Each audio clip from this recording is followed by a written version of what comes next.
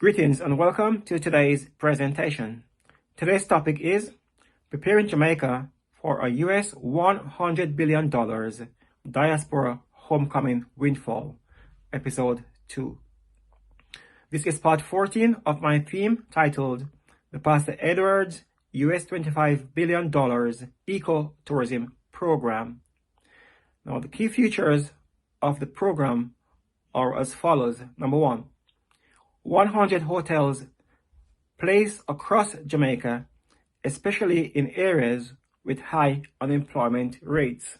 Number two, creation of 300,000 permanent full-time jobs for low-skilled citizens in rural parishes. Number three, franchises for the 100 large all-inclusive hotels to be granted to foreign direct investments over the next 1 to 5 years. Four and final, each hotel costing approximately US $250 million to be built, totaling US $25 billion, fully financed by FDIs, costing Jamaica nothing.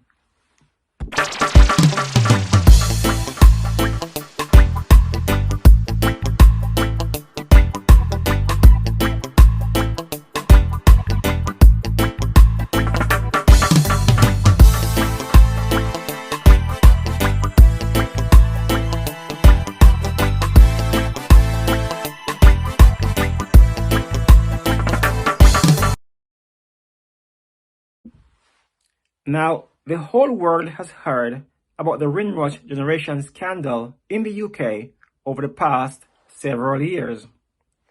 One of the keys to understanding Diaspora's thinking is the reason why many of the Windrush generation did not accept the British passport.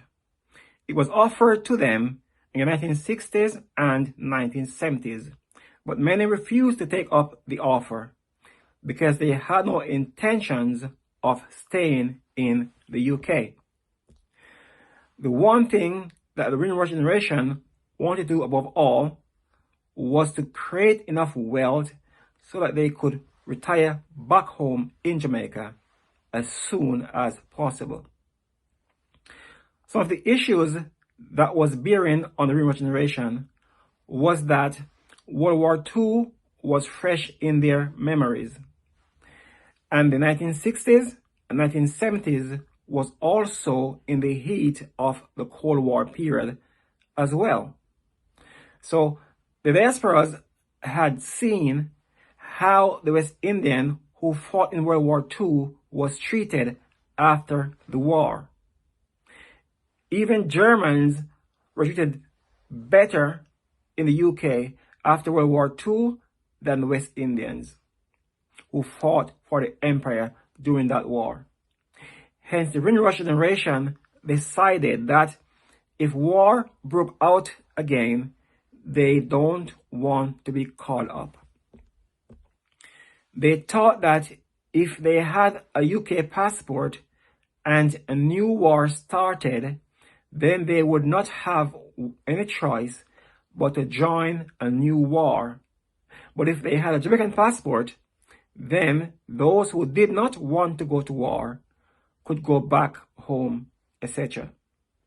My wife's parents were of the Windrush generation, and this is what I often heard from my late father-in-law and his companions when I came to the UK. What the Jamaican government need to do now is to have a good look at my US $25 billion tourism expansion program suggestions. Jamaica has a capacity to quadruple its tourism industry from 4 million visitors in 2023 to 16 million visitors by 2030. This would just put Jamaica in line with Barbados for the number of visitors per population size. With 16 million visitors each year, Jamaica would still have 3 times less visitors than the Bahamas per capita population size. However, with 16 million visitors, Jamaica would be earning an extra US $12 billion each year from 12 million extra visitors. Money that could be used to fix every road in Jamaica within a 5 years to 10 years period. This is the foundational work and infrastructure that Jamaica needs to let the diaspora feel safe to return home. Up to 600,000 unemployed Jamaicans could be working in the tourism industry all across Jamaica, creating the wealth and the foundation for a new Jamaica. Then the added bonus will be the US $100 billion that the diaspora will be returning home with. I can see that the government is adopting some of my policies that I have suggested over the past 12 months, such as doubling visitor numbers from 4 million to 8 million visitors. However, one of my key policy suggestions that the government is not addressing is that tourism needs to spread to every parish in Jamaica. Most Australian residents do not want to live in the cities like Kingston or Montego Bay, where most of the current infrastructures are taking place. Most diasporas are running away from cosmopolitan cities. They want to live in the countryside, such as on the South Coast, in St. Elizabeth, Manchester, and Westmoreland, etc. Hence, the government needs to use the tourism industry to develop these parishes by having 6,000 to 10,000 all-inclusive hotel rooms in each of these parishes. Each of these parishes would then be generating US $1 billion per annum. Money that can be used to build highways and local roads and other infrastructures in these parishes.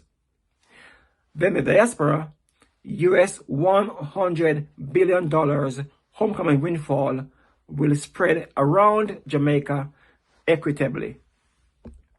This is part 14 of my current theme. Look out for part 15. Thanks for watching this video. To support this channel, please click on the subscribe button, share this video, and leave your comments below. God bless you, God bless the Jamaican Parliament, and God bless Jamaica.